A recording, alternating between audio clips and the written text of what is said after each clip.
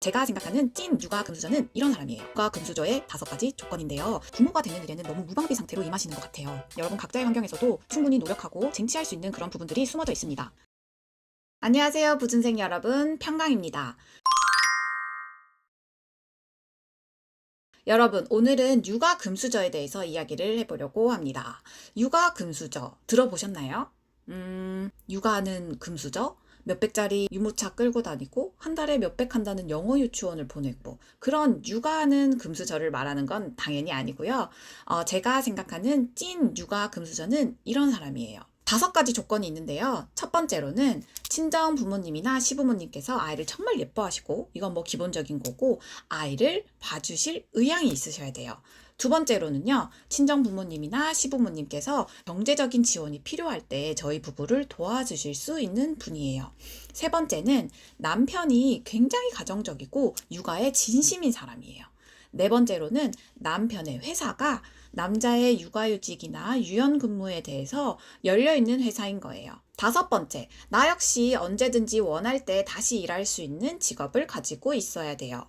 자, 이 5가지 조건, 육아 금수저의 5가지 조건인데요. 여러분은 몇 개나 해당되실 것 같으세요? 아니면 여러분의 남자친구, 남편, 미래의 상황에 몇 개나 해당될 수 있을 것 같으세요? 아마 들으시면서 저 5가지 조건을 만족하는 사람이 있을까? 라고 생각하실 수 있는데 저는 그 5가지 조건을 거의 다 충족하고 있습니다. 그래서 저는 저 자신을 육아 금수저라고 부르는데요. 제가 오늘 자랑을 하려고 육아 금수저에 대해서 이야기를 하냐고요?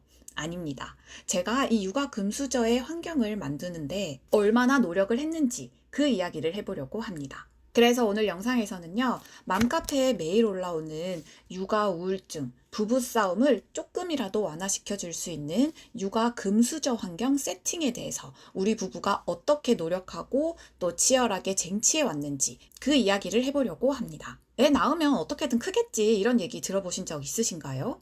우리가 물 흐르듯 연애하고 나이가 차면 결혼하고 또 시간이 지나면 자연스럽게 자녀를 낳고 그렇게 아이를 낳으면 알아서 자연스럽게 어떻게든 큰다, 이렇게 얘기하시는 분들도 있는데요. 저는 이렇게 생각합니다. 육아라는 게 정말 정말 인생에서 큰 변화를 가지고 오는 이벤트인데 이렇게 준비 없이 맞닥뜨리게 되면 정말 어딘가에서는 탈이 나게 되어 있어요. 제 지인 중에 평범하게 맞벌이 하면서 신혼을 즐기고 있던 커플이 있었는데요. 양가 부모님께서는 도움을 받기에는 조금 멀리 사셨고 또 남편은 야근이 많은 빡빡한 회사에 다니고 있었어요. 그러다가 덜컥 아이가 생겼는데요. 어떻게 됐을 것 같으세요? 아내는 출산 직후부터 진짜 독박 육아 지옥에 빠져버렸어요. 하지만 남편도 우리 아이, 우리 아내를 위해서 회사에서 최선을 다하고 열심히 일하고 왔는데 집에는 집안일이 쌓여 있고 아내는 아내대로 우울하고 또 아이는 아이대로 울고 있고 결국 두 사람도 부부싸움을 피할 수 없게 됐죠. 결국 아내는 일도 그만뒀고 산후 우울증도 꽤 오래 갔어요. 이거 남 얘기 같으세요? 맘카페에 진짜 하루에 몇 개씩 올라오는 현실입니다. 왜 이렇게 될까요? 제가 생각했을 때는 제일 중요한 설계가 빠져 있어서 그렇습니다. 육아는 사랑만으로 커버가 되는 게 아니거든요. 철저하게 환경이 받쳐주지 않으면 부부의 멘탈은 산산조각 나버립니다. 물론 환경을 쫙 세팅한다고 해서 부부의 고통이 다 사라지는 건 아니에요. 하지만 부부가 맨땅에 헤딩하며 피 흘리는 것보다 100배, 1000배 낫습니다. 최소한 안전하게 연착륙을 할 수 있게 해주거든요. 그럼 아까 제가 말씀드렸던 육아 금수저의 5가지 조건 어떻게 세팅하나요? 제가 말했던 첫 번째 조건 기억하시나요? 친정 부모님이나 시부모님께서 우리의 아이를 봐주실 수 있게 조력자 세팅을 하는 겁니다. 친정엄마, 친정아빠, 시어머니, 시부모님은 그 어떤 좋은 베이비시터보다도 비교할 수 없는 정말 엄청난 VIP 지원군이십니다. 물론 대전제가 있죠. 아이를 봐주실 의향이 있으셔야 돼요. 4분 중에 한 분이라도 내가 아이를 좀 봐줄게 라는 의향이 있으신 분께는 진짜 엎드려 절이라도 하셔야 됩니다. 저 같은 경우에는 저희 엄마가 제 아이를 좀 봐주셨으면 좋겠다는 생각에 진짜 취업하고 결혼을 생각한 그때부터 엄마한테 계속 말을 했어요. 사실 저는 직업이 회계사인데요. 제가 회계사가 되고 나서도 제가 저희 집안의 가장 노릇을 했었어요. 낡은 15평 빌라에 살았거든요. 그때는 나는 평생 우리 가족 뒷바라지를 하면서 혼자 살 수도 있겠다라며 결혼에 대한 생각을 단념하기도 했었어요. 하지만 저랑 가치관이 딱 맞는 남편을 만나고 나서는 결혼을 하고 나만의 가정을 꾸리고 싶다는 간절함이 생기니까 내가 어떻게 하면 이 환경을 벗어나서 나만의 가정을 꾸릴 수 있을까 고민을 하기 시작했죠. 가장 먼저 생활비, 우리 가족의 생활비를 줄여야 됐어요. 그래서 저는 따로 나와서 독립을 한다는 전제 하에 저희 엄마와 아빠가 지내실 주거 공간을 찾기 시작했어요. 저희 엄마 아빠는 자산이나 소득 기준이 충족하기 때문에 LH 임대 아파트에 지원할 수 있는 자격이 있으셨거든요. 하지만 당첨이 워낙 어렵다 보니까 제가 3년 동안 공고를 철저하게 분석하고 결과를 확인하면서 경쟁률이 낮은 아파트를 전략적으로 지원을 했었어요. 그래서 3년 만에 엄마 아빠가 지내실 수 있는 임대 아파트에 당첨이 되었습니다. 덕분에 엄마는 매일 주거비 40만 원을 아끼실 수 있게 되었고 경제적인 여유가 나중에 저희 아이를 봐주실 수 있는 그런 마음의 여유도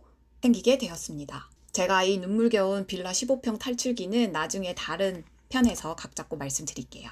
아무튼 그래서 저희는 친정 부모님을 저희의 조력자로 세팅하기 위해서 일단 주거 환경을 이렇게 개선을 했고요. 그 다음에 부모님이 저희 아이를 잘 봐주실 수 있게 저희가 부모님 옆 동네로 이사를 왔어요. 그리고 저희 엄마가 요양보호사로 일을 하고 계셨는데요. 제가 그 월급을 아이 돌봄비로 드리기로 약속을 하면서 저희 엄마를 저의 조력자로 모셔올 수 있었어요. 부모님이 애를 봐주신다는 건 진짜 부모님의 건강과 노후의 자유를 싹 다 갈아서 저희한테 헌신해 주시는 거거든요. 그걸 절대 당연하게 생각하시면 안 되고 경제적으로도 진짜 최선을 다해서 챙겨드려야 하고 정서적으로도 확 굽히고 들어가야 맞습니다. 그러니까 제발 아이가 어릴 때 부모님께 손을 벌려야 할 때 나가는 지출에 대해서 아까워하시면 안 돼요. 그게 저희 가정을 지키는 가장 확실한 투자였습니다.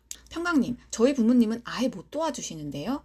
그러면 이모님을 무조건 구하셔야 돼요.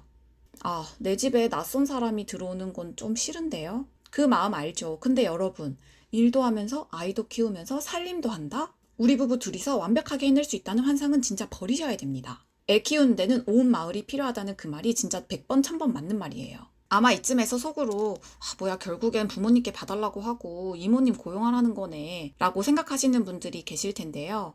돈으로 육아를 해결하라는 그런 말씀을 드리는 게 아니라 최소한 애를 낳기 전에 우리 상황에 맞는 최소한의 방어선은 만드셔야 된다는 말씀을 드리고 싶었어요. 안 그러면 부부 사이가 진짜 위험해질 수도 있어요. 두 번째 조건은 친정 부모님과 시부모님의 경제적인 지원인데요.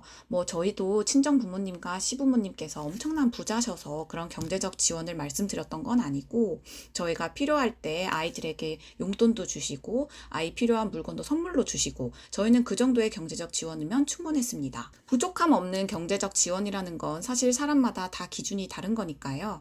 각자의 환경에 맞게 양가 부모님께서 아이에게 어떤 지원을 해주신다면 정말 그걸로도 육아 금수저에 충족한다고 생각합니다.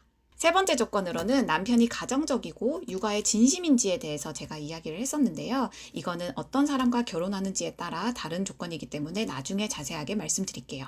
네 번째, 다섯 번째 조건은 남편과 나의 직업, 커리어에 관한 내용이었어요.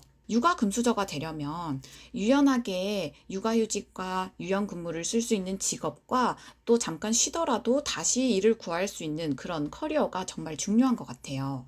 제 얘기를 한번 해볼게요. 저 회계사거든요. 솔직히 일도 진짜 많고 야근도 정말 많이 해요. 하지만 이 직업의 장점은 제가 쉬고 싶을 때는 좀 쉬었다가 다시 언제든지 일을 구할 수 있다는 점이에요. 물론 회계사가 AI 시대에 대체되기 쉬운 직업 탑10에 항상 들긴 하지만 제가 지금까지 육아해왔던 그런 환경에서 회계사라는 자격증이 제가 휴직을 하고 복직을 할 때 굉장히 도움이 되었던 건 사실이에요. 반면에 복지 빵빵하고 월급을 정말 많이 주는 대기업이라고 할지라도 육아휴직을 쓰고 복직을 했을 때 내가 일하던 내 자리가, 내 프로젝트가 없어지는 일은 정말 다반사잖아요. 그래서 제가 드리고 싶은 말씀은 어떤 직업이나 어떤 커리어를 생각하실 때 내가 부모로서의 역할을 좀 많이 하고 싶다 하시는 분들은 그런 유연한 근무 환경을 제공하는 회사거나 어디서든 내 직급 떼고 내 소속을 떼고도 증명할 수 있는 그런 능력, 그런 기술을 가질 수 있는 커리어를 설계하시는 게 정말 도움이 됩니다. 어떠세요? 제가 말씀드렸던 육아 금수저가 되기 위한 5가지 조건. 하늘에서 뚝 떨어지는 단순히 주어진 그런 환경이 아니라 제가 노력하면 바꿀 수도 있는 그런 기준들이지 않나요? 애를 낳고 기른다는 거는 저희 인생에서 정말 크고 중요한 프로젝트잖아요. 근데 이상하게 저희가 대입을 준비하거나 취업을 준비할 때 열심히 공부하고 또 자격증을 따고 스터디를 하고 이렇게 수많은 노력 끝에 대입과 취업을 준비하시면서 부모가 되는 일에는 너무 무방비 상태로 임하시는 것 같아요. 남들이 다 부러워하는 육아 금수저 환경이요. 여러분 각자의 환경에서도 충분히 노력하고 쟁취할 수 있는 그런 부분들이 숨어져 있습니다. 우리 부부가 어떤 마인드를 가질지, 육아 조력자로는 어떤 분께 부탁을 드리고 어떻게 보답을 해야 할지, 그리고 당장의 내 직업과 내 커리어는 어떻게 연착륙시킬지를 하나하나 뜯어보면 바꿀 수 있는 것들이 참 많아요. 몰라서 포기하거나 운명에 맡겨서 소중한 우리 가족이 삐그덕거리지 않도록 저희가 그 큰 그림을 그리는 걸 도와드릴게요. 앞으로 우리 더 딥하고 솔직한 이야기를 나눠봐요. 자, 그래서 부준생이 드리는 첫 번째 행동 미션입니다. 오늘 당장 또는 아이가 태어났을 때 우리 커플, 우리 부부가 현재 동원할 수 있는 가장 현실적인 육아 조력자 1순위는 누구인지를 한번 고민해 보시고 그분께 어떤 보상을 해드릴 수 있을지 고민해서 아래 댓글로 남겨주세요. 그냥 영상만 보고 넘기는 것과 내 상황에 대입해서 직접 고민해보고 한 줄이라도 직접 적어보는 것은 완전히 다릅니다. 오늘 제 이야기에 조금이라도 공감이 되셨다면 구독과 좋아요 부탁드리고요. 다음 영상에서는 제가 오늘 말씀드린 이 육아 금수저 환경을 세팅하기 위해서 8년 뒤에 결혼하자고 했던 전남친과 헤어지고 억대 연봉을 포기했던 아주 솔직한 제 이야기로 돌아오겠습니다. 지금까지 부준생 평강이었습니다.